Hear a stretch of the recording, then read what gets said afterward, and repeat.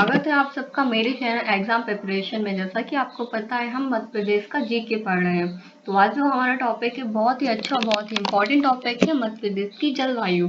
तो हम स्टार्ट करते हैं आज मध्य प्रदेश की जलवायु की। मध्य प्रदेश की जलवायु मध्य प्रदेश में जलवायु कितनी प्रकार की पाई जाती है, जलवायु होता क्या है, और जलवायु मौसम क्या है, सेम ही है या दोनों अलग अलग होते हैं। ठीक है, मोस्टली बच्चों से अगर पूछा जाता है तो उन्हें जलवायु और जो मौसम होते हैं दोनों सेम ही लगते हैं। हाँ, दोनों सेम ही होते हैं, बट काफी थोड़ी बहुत ही माइनर ही डिफरेंस होता है। चलिए तो हम जानने की कोशिश करते हैं पहले कि जलवायु क्या होती है, इसके बाद हम जानने की कोशिश करेंगे कि मौसम और जलवायु एक दूसरे से किस तरीके से रिलेट है। तो पहले जलवायु जानते हैं। अगर आपसे पूछे जलवायु क्या, तो आपको क्या बताना, लंबे समय तक देखो पहले तो आपको बताना है किसी बहुत बड़े भूभाग पर, बहुत बड़े क्षेत्र पर, किसी बहुत बड़े क्षेत्र पर बहुत लंबे समय तक पड़ने वाला वायुमंडलीय जो प्रभाव होता है ना, उसको क्या बोलते हैं, जलवायु बोलते हैं। अगर पूछे जाते तो क्या बहुत बड़ा क्षेत्र हो गया, जैसे अपना राज्य है, ठीक है, तो अपने राज्य में जो लंबे समय तक यहाँ का जो वातावरण रहेगा, वायुमंडल के द्वारा इसका जो प्रभाव रहेगा, उसे क्या बोलेंगे, हम जलवायु बोलेंगे। अगर आपसे बोला जाता है मौसम किससे बोलते हैं, तो किससे बोलते हैं, जलवायु के बदलने को क्या बोलते हैं, मौसम बोलते हैं। और आपको इस बात को भी जानने की जरूरत है कि जलवायु मतलब कैसे आप डिफाइन कर सकते हो कि अपने मध्य प्रदेश की जलवायु कैसी है। तो इसके लिए जो बताया गया है, इसके लिए कितना टाइम चाहिए पड़ता है, बहुत लंबे समय तक। तो वो लंबा समय कितना हो सकता है, 35 से 40 वर्ष वैज्ञानिकों ने इसके लिए मान्य रखा है।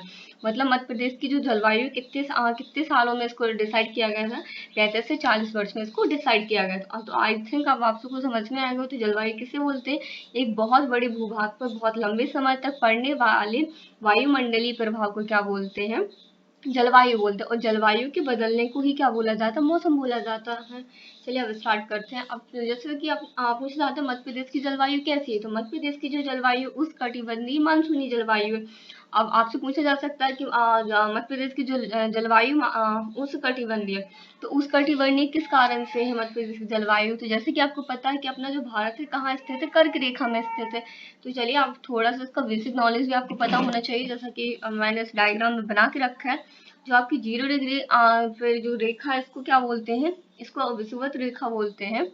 इसके वजह 23.5 डिग्री उत्तरी अक्षांश पे, इसको आप क्या बोलते हैं, कर्क रेखा बोलते हैं। जो अपना भारत स्थित है, अपना भारत किस रेखा में स्थित है, इसी रेखा में स्थित है, ठीक है। और इसके बाद है 23.5 डिग्री दक्षिणी अक्षांश, इसको क्या बोलते हैं, मकर रेखा बोलते हैं। तो जो ऊपर का जो उत्तरी अक्षांश, इसको क्या बोलते हैं, 23.5 डिग्री को कर्क रेखा बोलती है। जो 23.5 डिग्री दक्षिणी अक्षांश, इसको बोलते हैं मकर रेखा। और 0 रेखा जो होती है उसको विषुवत रेखा बोलते हैं, या भूमध्य रेखा भी इसको बोला जाता है। अगर आपसे पूछा जाता है कि अपना भारत कहाँ पे स्थित है, मध्य प्रदेश कहाँ स्थित है, तो कहाँ पे स्थित है, 23.5 डिग्री उत्तरी अक्षांश में स्थित है। इसको क्या बोलते हैं, कर्क रेखा। अगर आप अब जैसे इसमें लिखा है उष्णकटिबंधीय जलवायु, तो मध्य प्रदेश में इसका किस कारण से मतलब उष्णकटिबंधीय जलवायु पाई जाती है, किस कारण से, क्योंकि जो बाहर अपने मध्य प्रदेश से कहाँ से गुजरता है, कर्क रेखा से गुजरने के कारण कौन सी जलवायु यहाँ पे है, उष्णकटिबंधीय जलवायु। इसके बाद पूछा जाता है आपके मध्य प्रदेश में महाद्वीपीय जलवायु भी पाई जाती है कहीं कहीं पे स्थान पे, जैसे कि मालवा का हो गया। जैसे उत्तरी जैसा कि आपको पता होगा उत्तर का जो मैदान है, वहां पे कौन सी जलवायु पाई जाती है, विषम जलवायु प्लस क्या होती है, महाद्वीपीय प्रकार की भी जलवायु पाई जाती है। तो अगर आपसे पूछा जाता है कि मध्य प्रदेश में महाद्वीपीय प्रकार की जलवायु किस कारण से, तो आपको क्या बताना है, क्योंकि जो अपना राज्य मध्य प्रदेश ना, कैसा राज्य है, यहाँ पे भू आविष्ट राज्य, मतलब इसकी जो सीमा है मध्य प्रदेश की, किससे नहीं टच होती है, कहीं से भी समुद्र से टच नहीं होती है। तो इस वजह से क्या है, जो हमारे मध्य प्रदेश की जलवायु है, महाद्वीपीय जलवायु, ठीक है।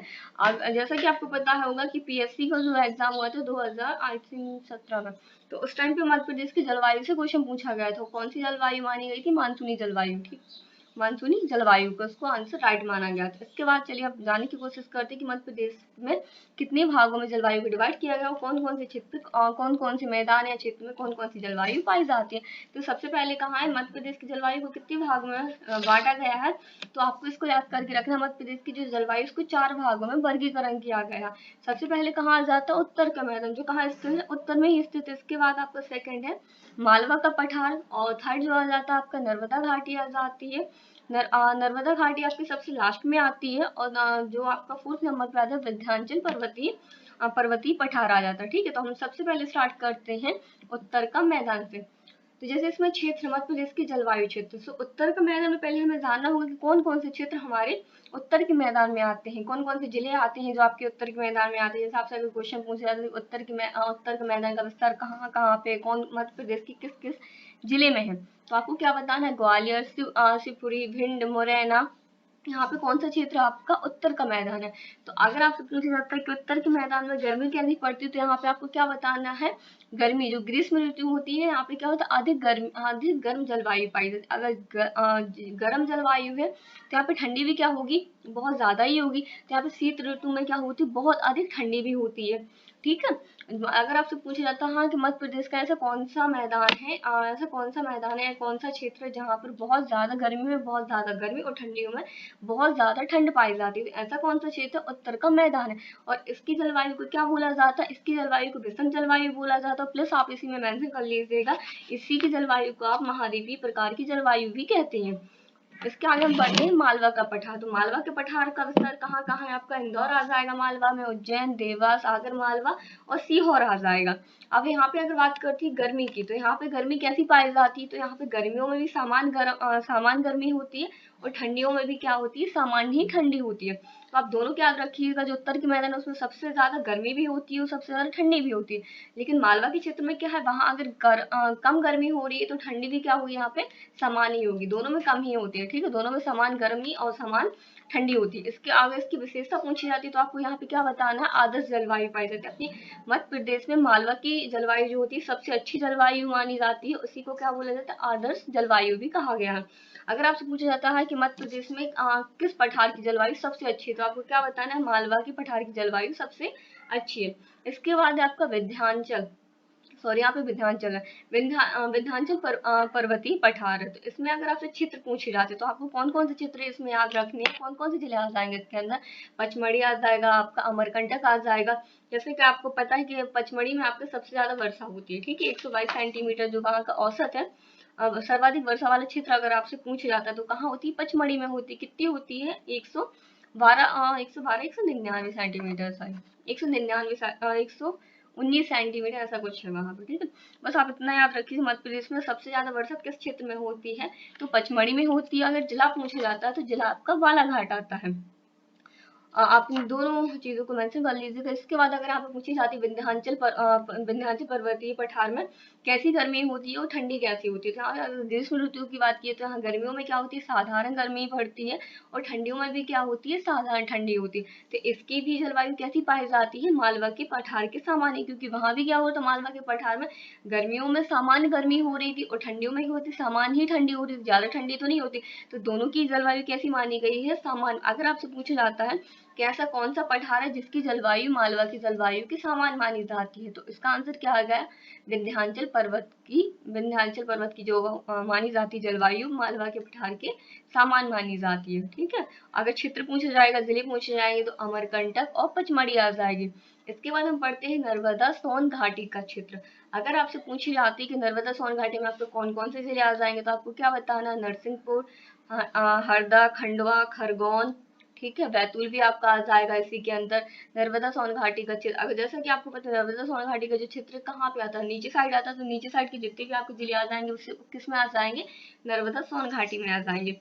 अगर आपको क्षेत्र में जैसे मैंने आपको बता दिया कि नरसिंहपुर, हरदा, खंडवा, खरगोन भी आ जाएगा, आपका बैतूल भी आ जाएगा।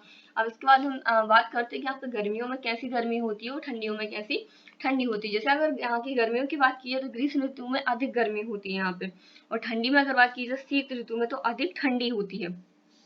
और अगर यहाँ की विशेषता की बात की तो मानसूनी जलवायु कहाँ की जलवायु को बोला जाता है, जो मानसूनी प्रकार की जलवायु होती है वो कहाँ की जलवायु को कहा जाता है, वो नर्मदा सोन घाटी की जलवायु को ही कहा जाता है मध्य प्रदेश। अगर आपसे पूछा जाता है कि मध्य प्रदेश की जलवायु मतलब मध्य प्रदेश के किस क्षेत्र की जलवायु मानसूनी जलवायु, तो कहाँ की, नर्मदा सोन घाटी की जो जलवायु कैसी जलवायु है, मानसूनी जलवायु।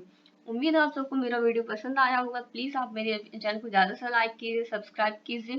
Thank you so much. अपने दोस्तों को इसकी लिंक भी शेयर कीजिए और प्लीज मेरे चैनल एग्जाम प्रिपरेशन को ज्यादा से ज्यादा लाइक कीजिए और इसको ज़्यादा से ज़्यादा सब्सक्राइब कीजिए। अपने ग्रुप में इसकी लिंक को सेंड कीजिए, अपने दोस्तों को से बोलिए इसके साथ पढ़ने के लिए और इसको लाइक करने के लिए। Thank you so much.